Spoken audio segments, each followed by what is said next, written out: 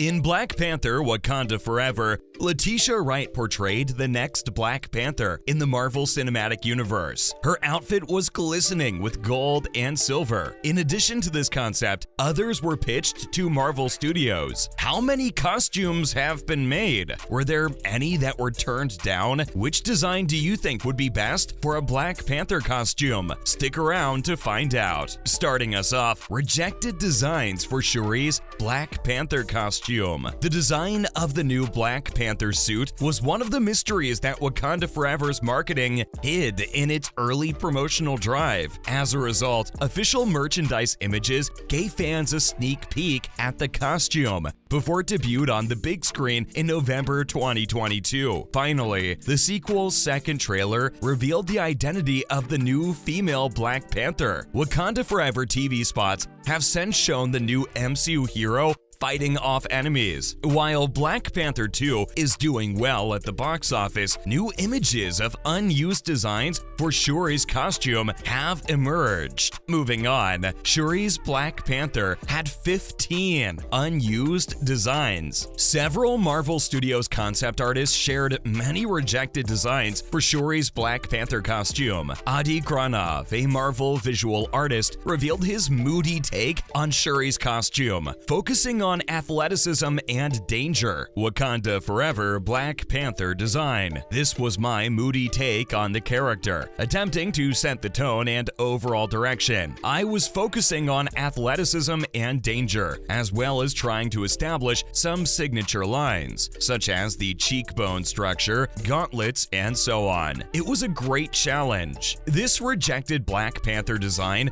appears to be slicker, but it lacks the bead designs in its helmet that made the final cut. Granov also has a different take on Shuri's Black Panther costume, emphasizing the different materials and textures. However, the visual artist stated that the producers responded really well to his previous design. In this one, I concentrated on demonstrating the various materials and textures, as well as unifying shapes to the patterns that run throughout the design. I was particularly pleased with how the gauntlet design integrated into the forearms. I think I go too far with some of this stuff and expect the producers to pick and choose which elements they like, but it backfires because there is so much going on that they lose the ability to take it all in. They responded well to my previous image with this same design, which was focused on mood and power, but seemed overwhelmed when presented with it fully lit and rendered. Oh well, but I'm very pleased with it. Following that, more specifics on Shuri's designs. Wesley Burt, a Marvel visual artist, shared a slew of unused designs, beginning with this Black Panther costume, which appears to have a prominent gold collar. Shuri looks stunning in this minimalist Burt design, which features gold rings around her neck, but with fewer gold accents than the final costume. Another collar variation, this time in purple, is inspired by the original Black Panther costume design from the first film. This Black Panther costume also has silver linings rather than gold. Burt's other Black Panther design has a more traditional look for the costume, which appears to resemble Shuri's outfit in the Wakandan tradition of challenging for the throne. Another intriguing design features a fur collar around the neck, which is an Easter egg to Shuri's Black Panther costume from the Dark Reign storyline. Aside from Shuri's long hair, this design has a minimalist twist with silver linings on the costume. Burt's design has a more traditional feel to it, with a red cloak draped down Shuri's back. Shuri's Black Panther looks drastically different in this Burt design, from the helmet to her presumably Wakandan sneakers. A closer look at Shuri's helmet reveals that it is modeled after a panther. Carl Lindbergh's design is filled with Wakandan technology, including actual panther heads for her gauntlet. Lindbergh's other design appears to be an alternate suit for Shuri, designed to take down Namor and the Talokans in the sea. Next up, will Shuri create a new Black Panther suit? Unfortunately, Marvel Studios rejected these designs because some would have been a better fit for Shuri's Black Panther costume in Wakanda Forever. Nonetheless, given that the sequel is the Wakandan princess's first appearance as an MCU hero, a new suit may appear in her future adventures. This is plausible given that Letitia Wright's MCU character is obsessed with advancements and upgrades due to her technological brilliance. The rejected designs could be used to inspire future Black Panther films, while also incorporating Marvel's changes. In any case, Shuri's Black Panther is here to stay, which could lead to more advanced suits that rival Iron Man's upgrades in the MCU. Moving on, who is Ironheart? Riri Williams is a gifted engineer who, like Tony Stark in the first Iron Man film, will design her suit of armor in the MCU. Tony created the armor to save his life. It's unclear why Williams is constructing her armor, but we'll find out in Wakanda Forever. She'll most likely collaborate with the Wakandans to combat whatever villain comes her way. We also anticipate Ironheart collaborating with Shuri, Letitia Wright, who will most likely don the Black Panther armor. Shuri is an even more skilled engineer than Williams, having had years of access to Wakanda's superior technology. The two will be good friends, as the trailers suggest. We anticipate Williams joining the Avengers in some capacity after Wakanda Forever, perhaps the Young Avengers, given that she is one of the MCU's youngest superheroes. Ironheart will fit right in a world that idolizes Iron Man. Following that, why is Riri Williams replacing Tony Stark? Even though Tony Stark died heroically after the final battle in Endgame, we expect Marvel to bring him back to the MCU at some point. He accomplished his goal of saving the world by sacrificing himself for the greater good. That is a legacy that Marvel cannot sully. However, the current saga's multiverse angle allows Marvel to bring Iron Man back in various ways. However, a return of RDJ will most likely be limited to massive crossovers. Ironheart, on the other hand, will take the place of Iron Man. After the fallout from the Infinity Saga, Marvel has been doing this with many of its most iconic heroes. The new Captain America is Sam Wilson, Anthony Mackie, Tatiana Maslany as Jennifer Walters in the latest Hulk. Kate Bishop, a young Hawkeye, is also present, Haley Steinfeld, and Florence Pugh's Yelena Belova. The new Black Widow has been a breakout MCU character. We can also add Jane, Natalie Portman, to the list of hero replacements, even if her mighty Thor is unavailable. We've already stated that her death is unlikely to be permanent. Next up, where will we see Ironheart in the MCU? With that in mind, Ironheart should be able to assist the Avengers in performing similar feats as Iron Man. However, Riri is not a billionaire yet, and we have yet to determine whether she has Tony's charisma. Ironheart, on the other hand, will appear in several MCU projects, beginning with Wakanda Forever. When her Ironheart TV show debuts on Disney Plus a year from now, it will serve as the character's origin story. The superhero will also appear in television commercials, where we get our best look yet at the Ironheart suit. This is an Ironheart spoiler you won't be able to avoid. The Target commercial below may appear on TV several times before Wakanda Forever hits theaters. Like Tony in the first Iron Man film, Riri is seen struggling to make her suit. Well, under less life-threatening circumstances. The suit still needs to be finished, and it's much larger and less sophisticated than Tony Stark's Iron Man suit. Nonetheless, this is the best look we've gotten so far. We'll have to wait and see if Marvel releases any additional information about this Iron Man replacement in the coming weeks. However, the full suit of armor will be seen for the first time in Wakanda Forever. Moving on, not only do fans want Taika Waititi banished from the MCU, they want his legacy eradicated. It's amazing how quickly a fandom can abandon something they once loved, with Thor, Love and Thunder being the most recent example. Taika Waititi's Ragnarok was a breath of fresh air for both the series and the Odin Son, redefining the stern god of thunder as a cosmic burst of near immortal laughter. It's widely regarded as one of the best entries in the superhero story, so anticipation skyrocketed when it was announced that the band would reunite for a sequel. Suppose you've been on the internet at all since the summer. In that case, you'll know that the revolt against Waititi and his signature offbeat humor began when Love and Thunder hit theaters. We've now reached the point where not only do the majority want him out of the MCU for good, conspiracy theorists believe Chris Hemsworth hated the film. To add salt to the wounds, a recent Reddit thread appears to have made it clear that not only is the consensus in agreement that Waititi should be kept as far away from the MCU as possible, but they want Korg to join him on the scrap heap of eternal banishment to trample the filmmaker's entire legacy into dust. By the end of Love and Thunder, Korg had become annoying, and he's a sidekick that works best in tiny doses or not at all. Will we ever see him again? He'll almost certainly appear alongside Thor in Avengers, the Kang Dynasty, or Secret Wars, but it doesn't sound like anyone will be happy about it. Following that, Joe Russo plays the world's tiniest violin for grieving Black Widow fans. The decision to kill off Scarlett Johansson's Black Widow in Avengers Endgame sparked widespread outrage at the time, and the outrage appears to have not diminished based on the evidence presented by director Joe Russo on TikTok. The filmmaker responded in kind with a salty clip that showed him playing the world's tiniest violin while Dido's White Flag blared in the background, revealing that he is constantly bombarded by hatred and criticism for ending Natasha Romanoff's time as a living, breathing, and very much alive member of the 616 timelines. Finally, another day, another bout of backlash for Captain Marvel to contend with. When it was regretted that Carol Danvers and Tony Stark didn't get to spend nearly enough time together before the latter sacrificed himself to rescue the universe in Avengers Endgame, a generally civilized MCU discussion deteriorated into gratuitous Captain Marvel trash. We'd be understating it if we said Larson remains the most divisive on-screen presence in the MCU. However, it is hilarious given that the Reddit thread spent a lot of time discussing, debating, and dissecting her screen time for a character who's supposed to be the franchise's anchor. Today's Marvel news has brought us the good, the bad, and the ugly, but that's one of the many reasons we enjoy our costumed crime fighters' constant adventures. Well, that marks the end of our video for today. We hope you enjoyed it. On your way out, make sure to hit that subscribe button.